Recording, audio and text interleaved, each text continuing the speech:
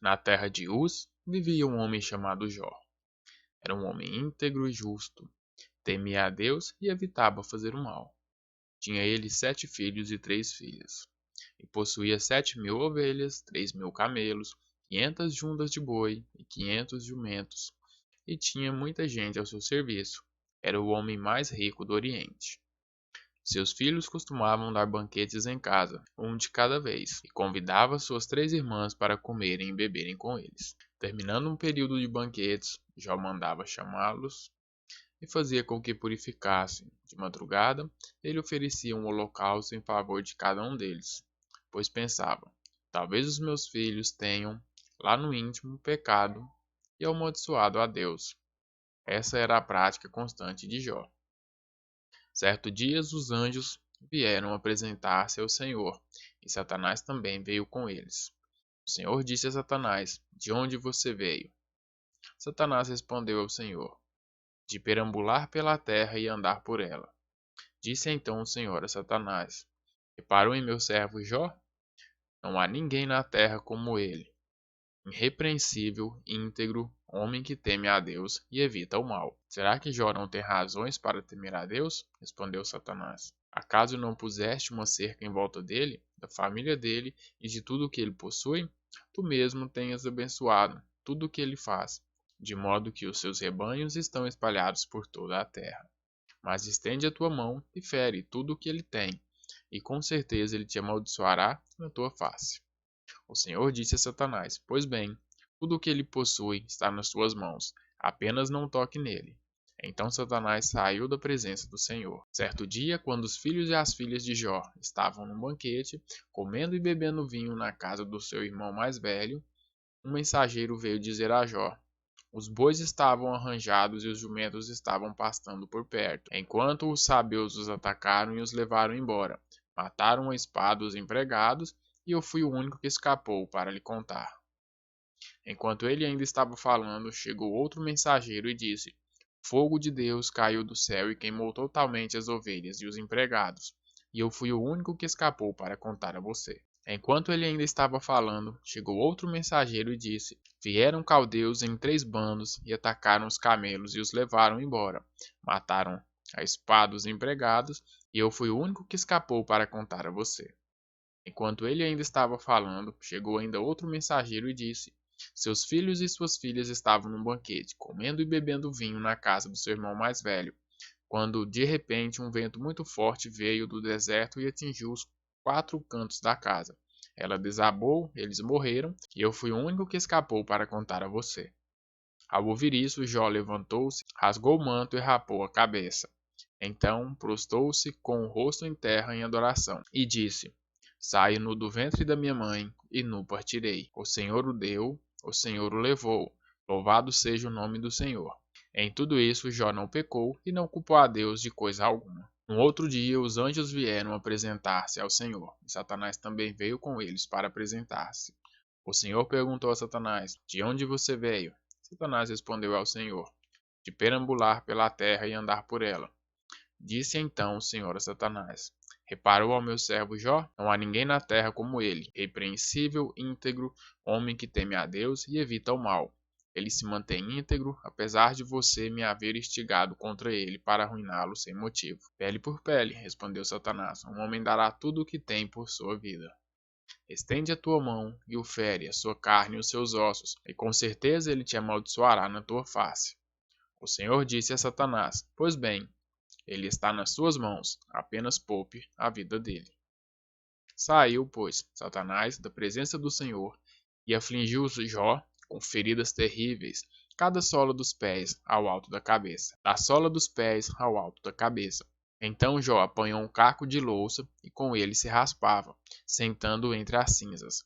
Então sua mulher lhe disse: você ainda mantém a sua integridade? Amaldiçoe a Deus e morra. Ele respondeu: você fala como uma insensata. Aceitamos o bem dado por Deus e não o mal? Então tudo isso Jó não pecou com seus lábios. Quando 3 amigos de Jó, Elifaz, de Temã, Bildade, de Suá e Zofar, de Naamate, souberam de todos os males que o havia atingido, saíram cada um da sua região, Combinaram encontrar-se para, juntos, irem mostrar solidariedade a Jó e consolá-lo. Quando o viram à distância, mal puderam reconhecê-lo e começaram a chorar em alta voz. Cada um deles rasgou seu manto e colocou terra sobre a cabeça. Depois os 3 se assentaram no chão com ele, durante 7 dias e 7 noites.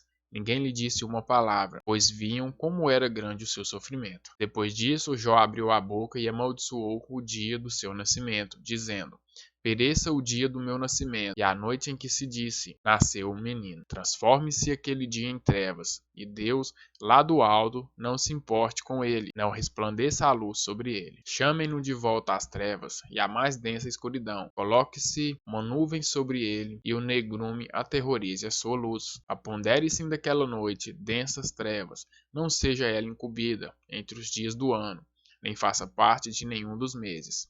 Seja aquela noite estéril, e nela não se ouça brandos de alegria. Amaldiçoem aquele dia os que amaldiçoam os dias e são capazes de atiçar o Leviatã. Fiquem escuras as suas estrelas matutinas. Espere ele em vão pela luz do sol, e não veja os primeiros raios da alvorada, pois não fechou as portas do ventre materno para evitar que eu contemplasse males. Porque não morri ao nascer e não pereci quando saí do ventre? Porque houve joelhos para me receberem e seios para me amamentarem.